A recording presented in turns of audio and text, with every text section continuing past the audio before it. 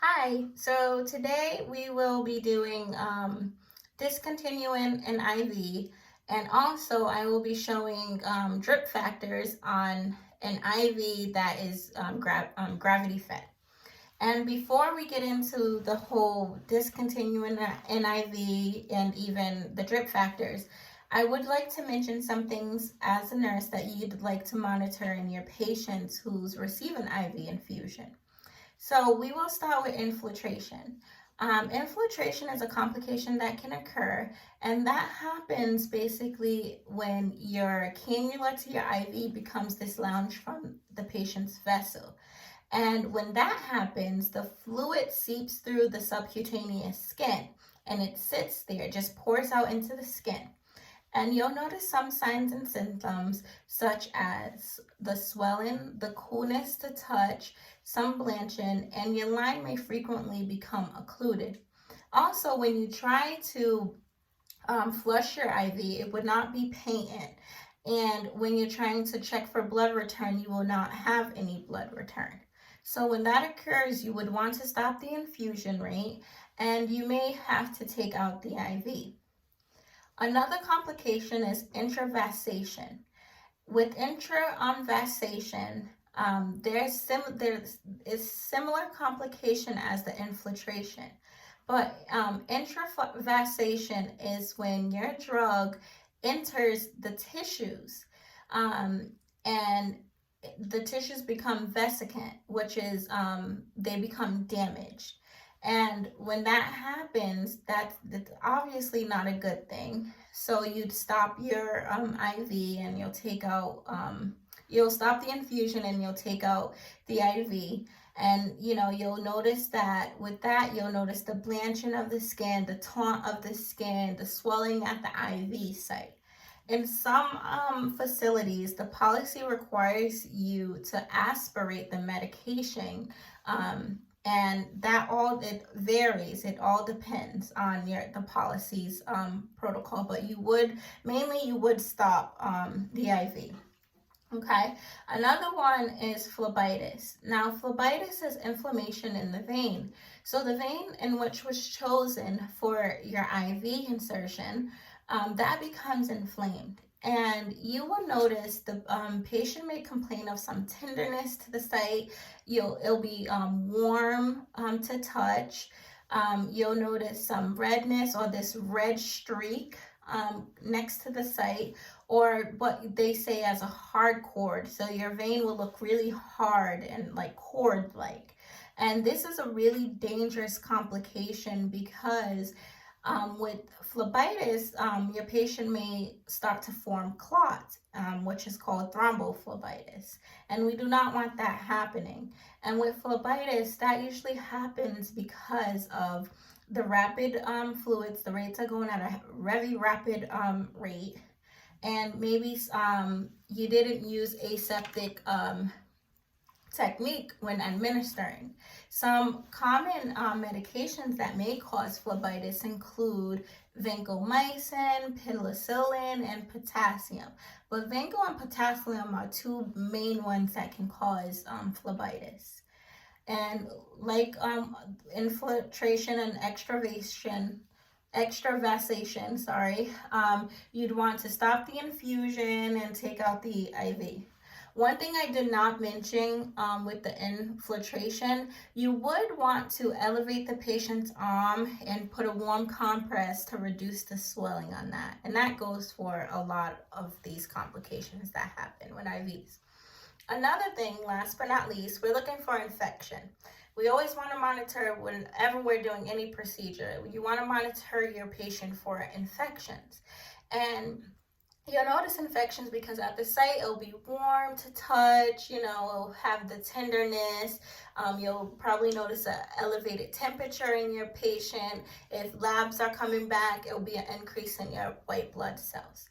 So that's the last thing that I would go over for some major complications that can happen. Okay, so now I already have my line hung, so I would just go over the drip factors before I discontinue the IV. So this is something that I learned today. I just wanted to throw this in here. So when we see, I'll be doing 60 drip factors. So it says 60 GTTS. And that GTTS is a Latin abbreviation for glate, which means drops. So that's where us Americans get that from a Latin word, glati. So I'll be doing 60 glatis drip factors today. I just wanted to throw that in there. Some of you probably may have known that, but I just learned that. Anyways, so yeah, so I will be doing 60 drips a minute. I have what I'll have to do. I'll have to be use this phone because first I don't have my watch. My watch is not charged. So I will be doing it for 30 seconds. And 30 times 2 is 60 because there's 60 seconds in a minute. So I'll be doing 30 drips for 30 seconds. So 30 drips times 2 is 60. So we'll get the 60 drips in the 60 seconds. But for time purposes, I'll only be showing 30 drips, but you can do the math. 30 times 2 is 60, and so on and so forth. Okay, so let me just go over 1 second. For the gravity fed, you'd spike your bag, hang it, and then we won't be using an IV pump because gravity, hence. So these clamps here, this is one clamp, and then this is the rolling clamp. And these clamps basically control how fast your drips will be coming out from this chamber here. Yes, I'm in my bathroom. Anyways, you gotta do what you gotta do. So anyways, yes. So if I roll this clamp down, these drips are gonna come out fast. And when I roll it upwards, it stops the drips, and because it clamps it as well as this. So let's see. And you'll wash your hands, you'll explain the procedure to your patient, you'll apply your gloves when you're doing all this beforehand. So let's see. So I have my 30 seconds on the phone, and then let me bring the phone here. Okay, let me make sure that you can see the drips. Yes, there we go. Okay, and I'll start the clock.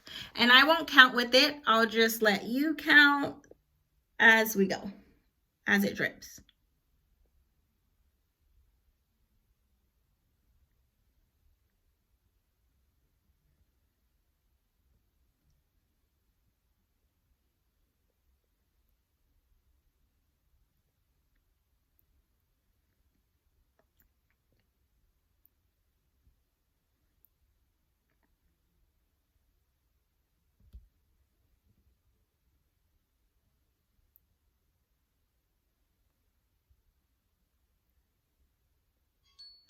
Okay, so there should have been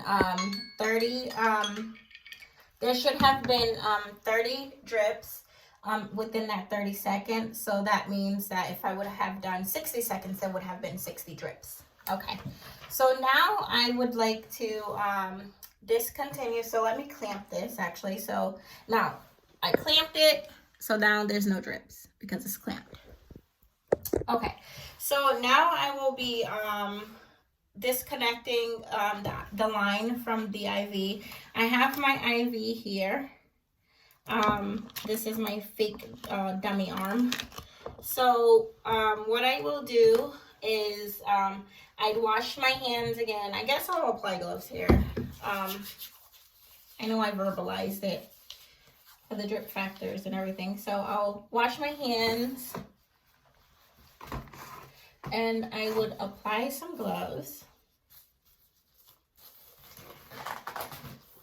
And also I would like to mention that when you're doing gravity fed, you want to make sure that you flush out the tube. So basically you'll unclamp both clamps and let the fluids run through to get rid of any air bubbles, because we know that's bad. And you'll make sure that the fluids run through the whole entire tube, and then you'll clamp it back, and then you'll do your drop you'll calculate your drops per minute, and once you know that you have your 60 drops a minute, that's when you'll attach it to your patient. You don't want to count the drops while the line's attached to the patient, because that can be trouble. That can cause trouble. So I just wanted to throw that out there as well. 1 second. Okay. So wash my hands. I have on my gloves. I have my gauze to apply pressure. Okay, and then also I'll be needing some tape.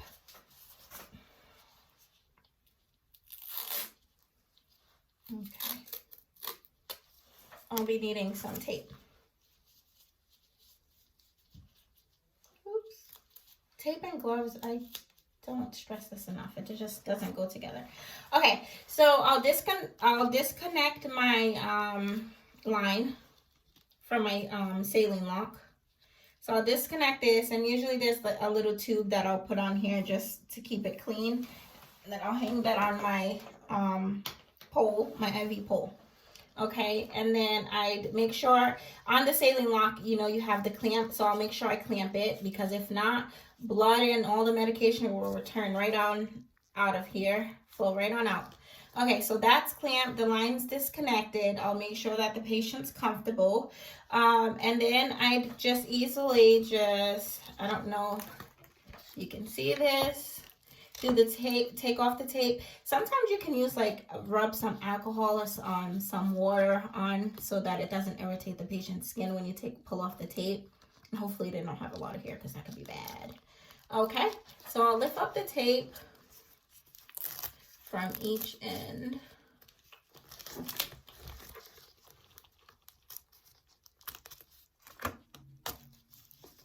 Okay. And it depends on the facility. So once I got the tape lifted, that's why I had my gauze here. I have some gauze ready. And then when I pull out, I want my gauze over the line so that when I pull out my cannula, I can just apply pressure. And this will go in the sharps container. So I'll apply pressure for a few seconds, and sometimes you have to apply pressure for longer for those who's on blood thinners such as warfarin and things like that, because obviously their blood's thin, so they'll bleed more.